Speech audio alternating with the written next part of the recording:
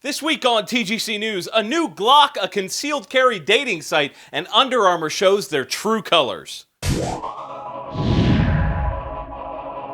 The Shooting Club is a brand new mobile app that brings shooters together. Whether it's at your local range or at a private club, you can use their official targets to compete against your friends all over the world and have chances to win cash and prizes no matter what your score. You just download the free app, sign up, get your targets, and start shooting to win. You can even join the gun collective group that I started and shoot against me and other TGC fans. To learn more, hop on the Apple or Google App Store and download the free app now.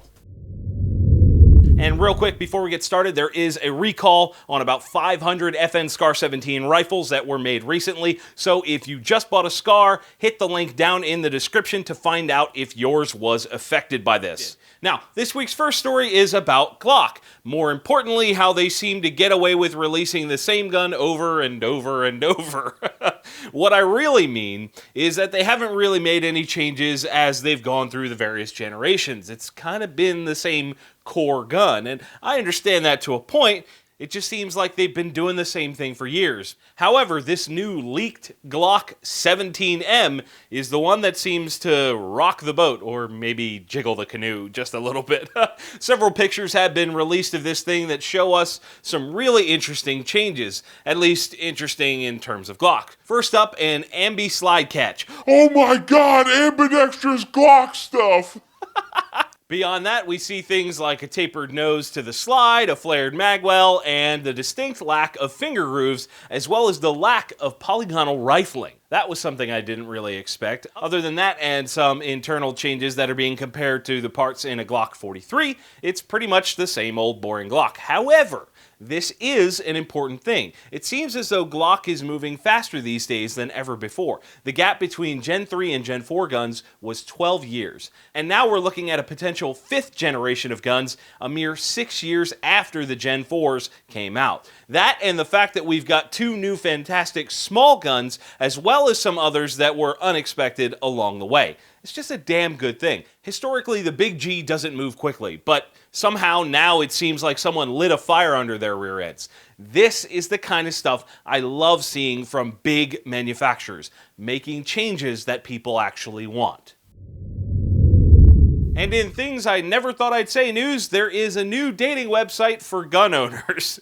Yep. Concealed Carry Match is aiming, pun intended, to set you up with the guy or gal of your dreams. Their goal is to provide a safe, respectful place to find their love caliber.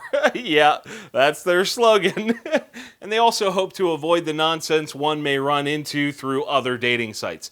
As a single gun guy, I can tell you firsthand that a lot of girls out there have literally just disappeared the second I said anything about being a gun enthusiast. There's a lot of stigma around our culture, and it's cool to see something positive in this light, especially with the growing female population in the gun community. However, I would put a bet on this site being heavily dominated by males, probably about 90% or more. So while it's an awesome idea, I'm not sure there's going to be enough ladies for the massive amount of dudes on there. The other thing to note is that it's a pay-to-play type site, with the lowest per month cost being about $12.50 per month if you join for a year. As quoted on guns.com, the owner, Molly Lund, states, "We just wanted a safe place where people can connect with that expectation that the people they connect with share the beliefs and their lifestyle choices. We're taking away those awkward moments and giving everyone an even starting point." That's a great way to look at it. I fully support such ideas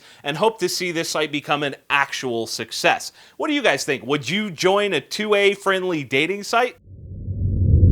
Under Armour, a brand that has become synonymous with active lifestyles and has taken a huge leap into the hunting arena in the last few years, has just taken that massive success and set fire to it. Long story short, the husband of one of their sponsored hunters, Sarah Bomar, named Josh, recently filmed a primitive hunting trip where he harvested a fantastic bear with a spear. It's quite a ballsy move if you ask me, but he got the job done safely. Fast forward to a few weeks after the video was posted, and some safe space warrior decided that this was a problem and started a big uproar about it in places like the UK and Canada. An uproar to the point where other social justice idiots decided to start a change.org petition to tell Under Armour that this wasn't acceptable from the husband of one of their sponsored athletes. And with less than 5,000 signatures, they dropped Sarah Bomar. I'll summarize for you. A hunting brand, UA Hunt, dropped the spouse of one of their hunters for hunting.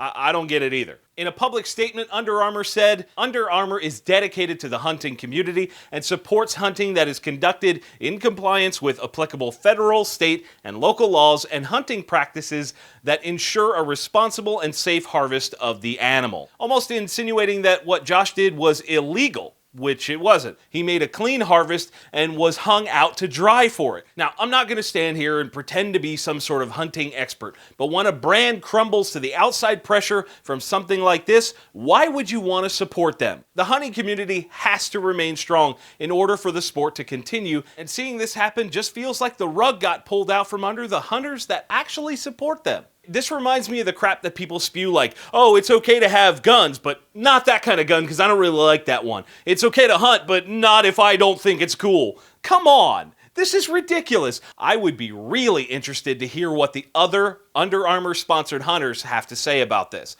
All I can say is that my Under Armour hunting clothing isn't getting used for anything more than a rag now. And what a shame too, because it was actually good gear. I can't support these people. This is nonsense. What do you guys think of this? Who do you stand behind in the Under Armour situation? While you're typing that up in the comments below, you need to check out the company featured in the break and stick around for a friendly fire question about getting into the gun industry. TacPack offers some of the highest quality tactical and EDC gear in a monthly package shipped right to your door. They aren't focused on sending you a bunch of crap. They want to make sure that you get gear you will actually use, featuring things like knives, tourniquets, multi-tools, AR-15 parts, and survival gear. TacPack is bound to have gear that you're going to love. If you order right now, you can get either a free hat or a free multi-tool by using the code TGC hat or TGC tool at tacpack.com.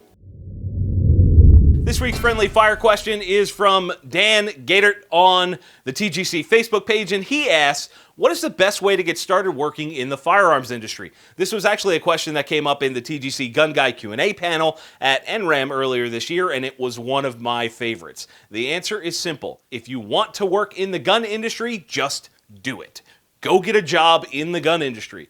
The only thing holding you back is you. Go work in a gun store, start learning, maybe apply something you already do for a job into the gun industry. There are tons of ways to do it, but you actually have to make the leap. You want to know how I got started? I lost my $40,000 a year job at a huge telecommunication company and started working for $11 an hour at a local gun shop out of need. All the while doing videos for my old channel and continuing to soak up knowledge along the way. Fast forward 6 years, and here I stand, the owner of Patton Media and Consulting LLC, and one of the best gun media outlets around, The Gun Collective. You are the only thing standing in the way from doing what you want to do for a living. That applies across the board in any industry. My friendly fire question to you guys this week: what is your dream job in the gun industry? If you could do anything involving guns for a living, what would it be? Post your answer down in the comments. If you want your question answered right here on TGC News, you can post that on Facebook.com/TheGunCollective. You can send it to me on Snapchat or post it on Instagram, and be sure to tag me.